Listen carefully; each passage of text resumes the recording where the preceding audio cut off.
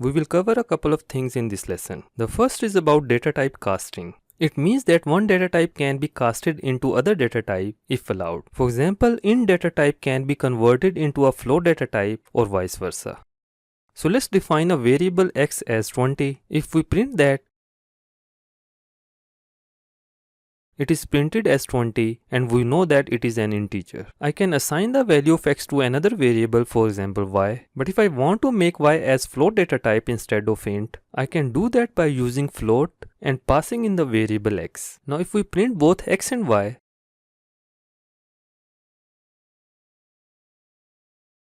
you can see .0 with y, indicating that y is of floating data type. Please note carefully that this float x doesn't mean that a data type of x is changed to float. X will remain of integer data type after this statement. But it is variable y which is of float data type with the value taken from x. We can also verify the types using the type function.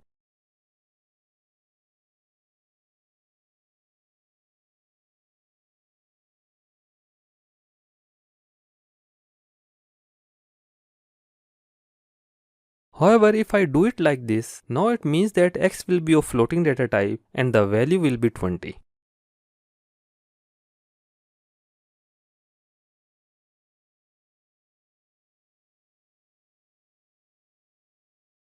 Now let's see this, and now the x will be of integer data type. Let's see the value of x, and the value is 20. The decimal part of the input number is removed while converting a floating number into an integer. It is not rounding off to nearest integer. Even if it is 20.9, it will be 20 as integer. Now let's see if I write str instead of int here, which means that it will get converted into string data type.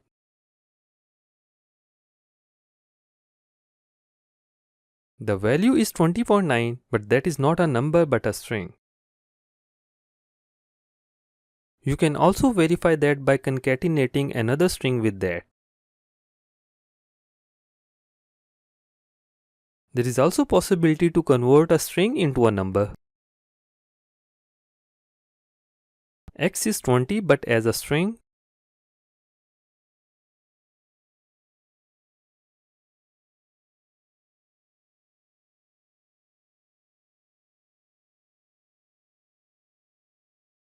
And y is int. But of course, if you will try to convert hello string into int or float, that will generate an error. Only numeric strings can be converted into int or float.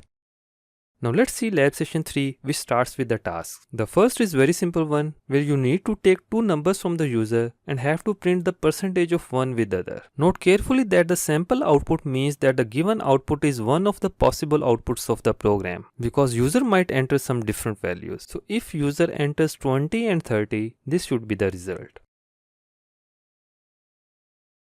In second task, you have to take in a floating value from the user and have to separate the integer and floating part of the input number and print both parts. You can do it very easily by converting the floating value into int, and that removes the floating part of the number. Once you have the integer part and the original number, you can simply subtract those to get the floating part. For example, if user enters 2.34, converting that into int will give you 2, and then subtract that 2 from the original entered number and you should get 0.34. But here instead of 0.34, you are getting 0.33, many 9s and 86, which is very close to 0.34. So can't Python subtract 2.34 and 2 correctly? It's not about Python, it's about digital logic, which can result into a slight difference for floating values. We will have a separate video on this reason, but at present just ignore that. And if your answer is slightly different, you shouldn't worry for that.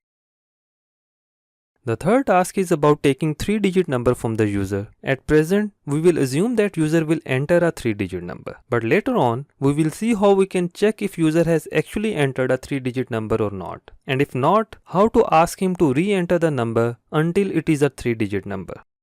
Anyways, here we are supposing that user will enter a 3-digit number. Your task is to split all 3 digits separately from that number. For example, if entered number is 564, get the 3 individual digits as 5, 6 and 4, display those on individual lines and print this sum of 3 digits. Let's do this task here. I will try to explain the thinking pattern a beginner program should have to solve a problem. The approach varies from person to person, but this might help some of you to build the logical approach. For any problem to solve, you must first understand the problem, divide that into steps, and start solving those steps. For this problem, the first step will be taking a 3-digit number from the user, so let's do that first.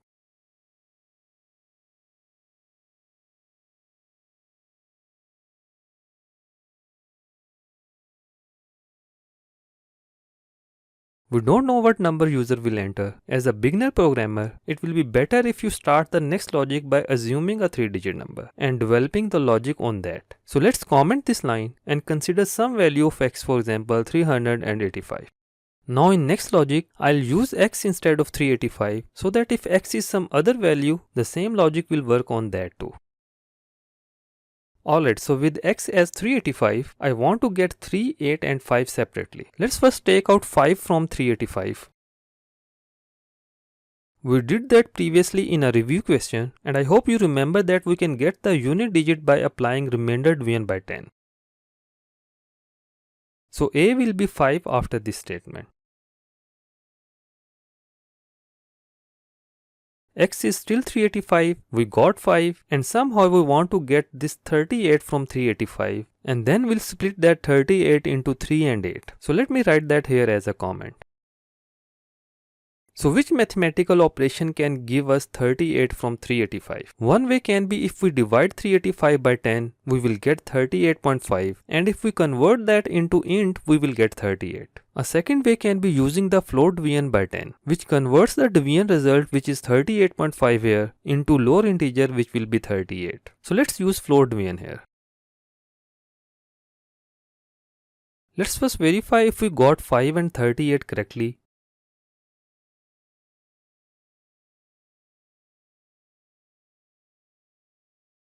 And we got those. Now next step is to separate 3 and 8 from 38. And for that we will again first use the remainder division by 10 to get the unit digit, which is 8, and then use the float division to get 3.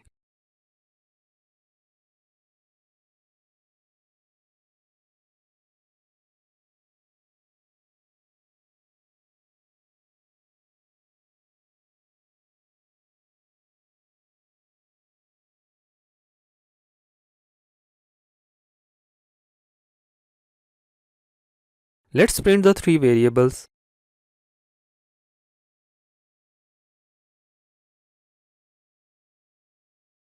And we got 3, 8 and 5.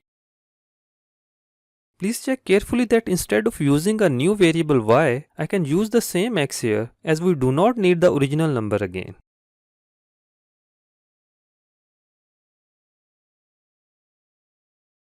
I will remove these comments now as they were for x equal to 385.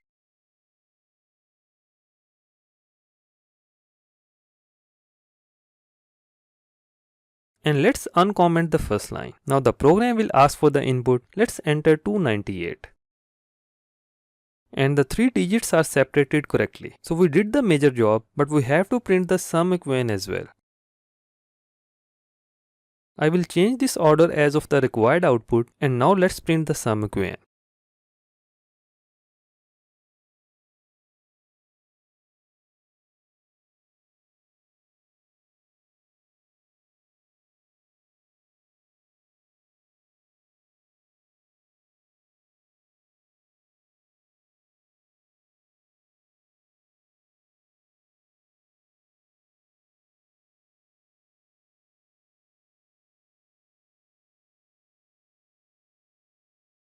Now we will move to the next topic, which is formatted string, or also known as fString. We know we have to print the results for any program, and that is done using the print function by providing a string as input. Most of the time we need to concatenate strings for the output result because we need information from multiple variables of the program. Fstring can be helpful for that, and we will not need string concatenation. Let's write a simple code and take in 2 numbers from the user.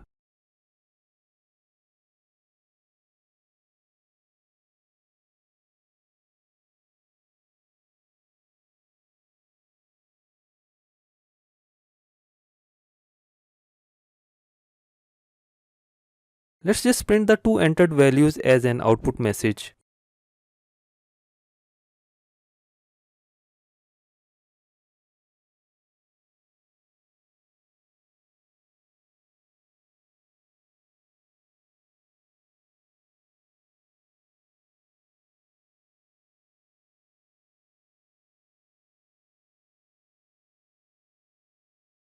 You can see we use concatenation 4 times, as we need to pick values from the variables for this message. Now let's do the same thing using fString. Fstrings are also written inside the single or double quotation marks. But before that we have to put f, which makes it fstring.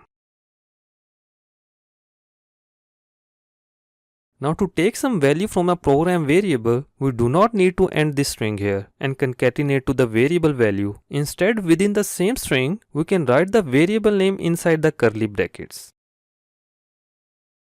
The fstring will take the value of variable and that will be the part of the string. Let's continue the string.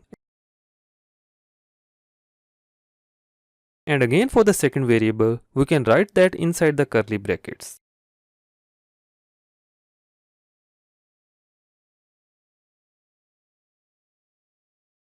You can see we have the same previous output. Coming back to this task problem, we have used 7 string concatenation on line number 12. Now let's do that using fstring.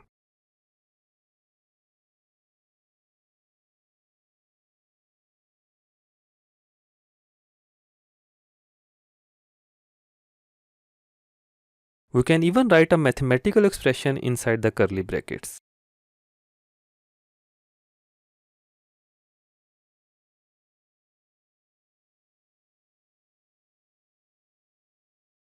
If we need spaces in between numbers and plus, we can put that.